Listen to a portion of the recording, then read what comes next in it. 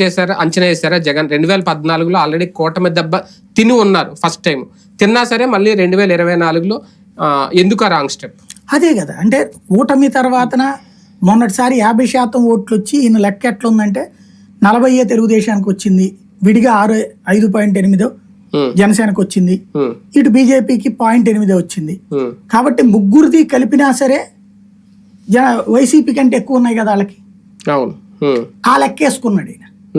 ముగ్గురిది కలిపినా నాకంటే తక్కువే కదా ఉంది అన్నట్టు. కానీ ఇప్పుడు ఫలితాలు చూస్తా ఉంటే నాకు వస్తున్న డౌట్, ఒకవేళ ముగ్గురు కలవకపోయినా జగన్మోహన్ రెడ్డి గారు ఓడిపోయి ఉండేవారు.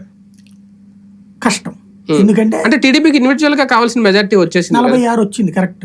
కానీ విడిగా ఉన్నప్పుడు పవన్ కళ్యాణ్ ఇంపాక్ట్, పవన్ కళ్యాణ్ ఓట్లు చీల్చి కూడా ఇప్పుడు వాస్తవంగా పవన్ కళ్యాణ్ ఇంపాక్ట్ 21కి 21 అంటే అది చాలా బలంగా ఉంది. ఆ ఓట్లు ఇటుకు తెలుగుదేశానికి షేర్ అయినాయి, బీజేపీకి షేర్ అయినాయి. లేకపోతే బీజేపీ 10లో 7 ఏంటి ఆ స్థాయిలో.